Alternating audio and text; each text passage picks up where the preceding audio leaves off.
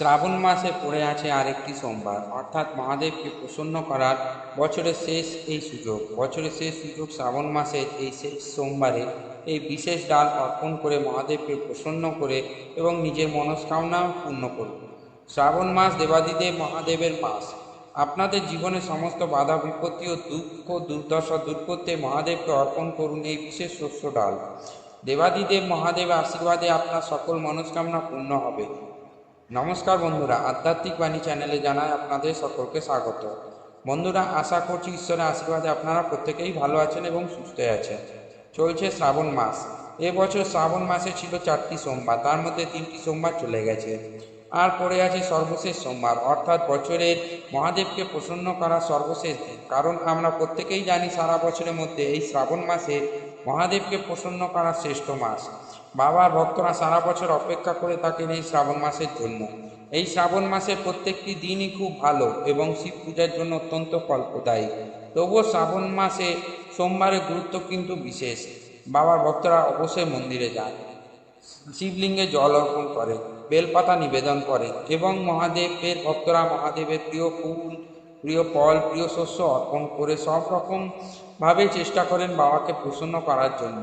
এই শ্রাবণ মাসে যদি কোনো ব্যক্তি ভক্তি ও নিষ্ঠা সহকারে দেবাদিদেব মহাদেবের পুজো করেন, তাহলে বাবা তার ভক্তদের ডাকে অবশ্যই সাড়া দেন এবং তাদের সকল মনস্কামনা পূর্ণ করেন। এই শ্রাবণ মাস হলো মনস্কামনা পূরণের মাস। কথিত আছে, সতী দেহত্যাগের পর পার্বতী রূপে জন্ম নেন সতী। পার্বতীর বহু শ্রাদ্ধ সাধনায় সন্তুষ্ট হয়ে শিব তাকে বিবাহ করতে সম্মত হন। আর এই শ্রাবণ মাসে শিব ও পার্বতীর পুনর্মিলন ঘটে। এই কারণেই শিব ভক্তদের কাছে শ্রাবণ মাসের বিশেষ গুরুত্ব রয়েছে।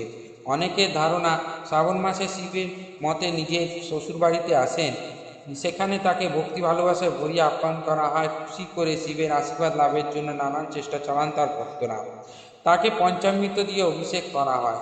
শিবের শ্বশুরবাড়ি মর্তে এবং শ্রাবণ মাসে মর্তে আসার ফলে তিনি নিজের ভক্তদের নিকটে চলে আসেন বলে সকলে শিবের ভক্তি ও পূজায় ব্যস্ত হয়ে ওঠে।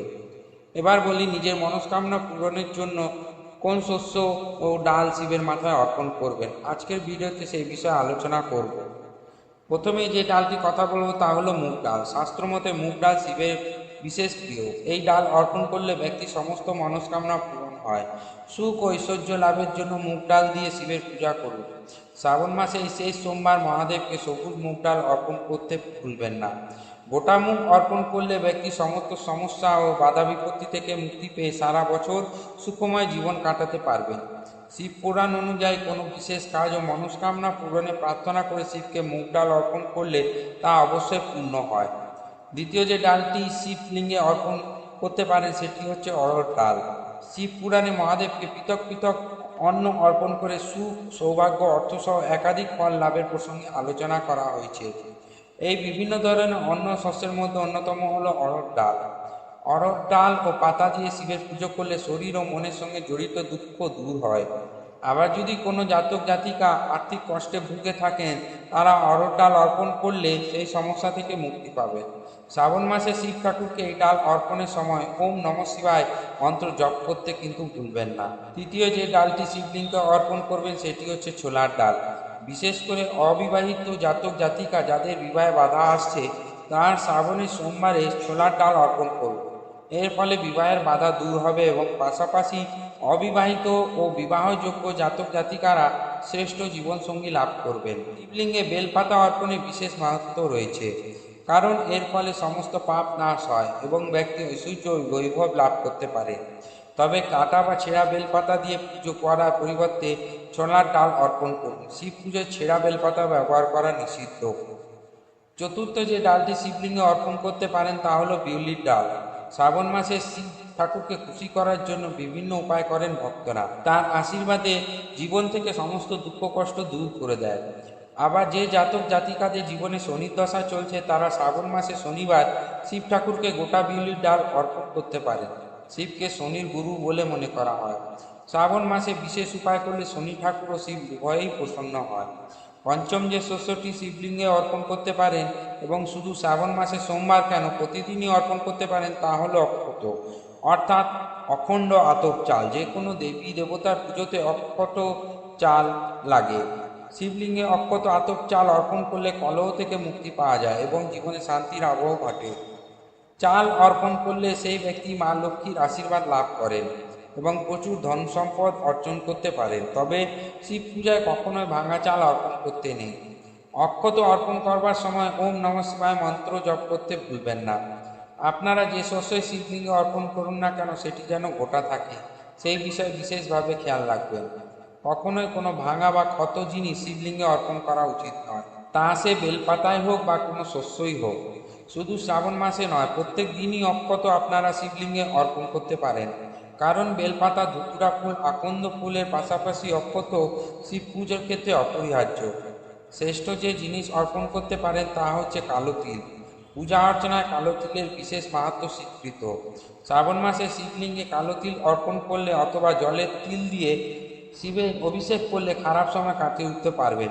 শাস্ত্রমতে শিবের প্রিয় মাস শ্রাবণ মাসে শিবলিঙ্গে কালো তিল অর্পণ করলে সমস্ত কলহ ও বিবাদ থেকে মুক্তি পাওয়া যায়। এর ফলে শারীরিক ও মানসিক উন্নতি ঘটে।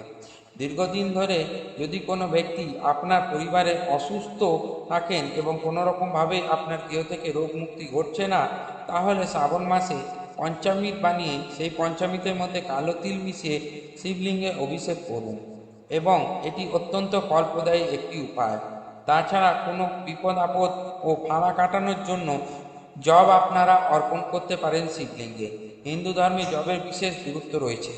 ভগবান শিবকে জব নিবেদন করলে পরিবারে সুখ ও শান্তি আসে, গৃহে উন্নতি হয়, ধন ও ঐশ্বর্যের বৃদ্ধি হয়, তার সাথে সাথে আপদ বিপদ বিপর্যয় কাটানো সম্ভব হয়। কেউ যদি সন্তান সুখ থেকে বঞ্চিত হন অথবা জেদি ও অমনোযোগী সন্তানকে নিয়ে সমস্যায় ভুগছেন, তাহলে শিবলিঙ্গে অর্পণ করুন গম। এরপরে মহাদেবের আশীর্বাদে সন্তানের লাভের সুখের পাবেন এবং সন্তান আপনার মনের মতো হবে। আজকের ভিডিওটি আমি নানা রকম ডাল ও শস্য অর্পণের কথা বলেছি। আপনারা নিজেদের যে মনস্কামনাটি পূর্ণ করা প্রয়োজন সেই অনুযায়ী শিবলিঙ্গের ডাল বা শস্য অর্পণ করতে পারেন।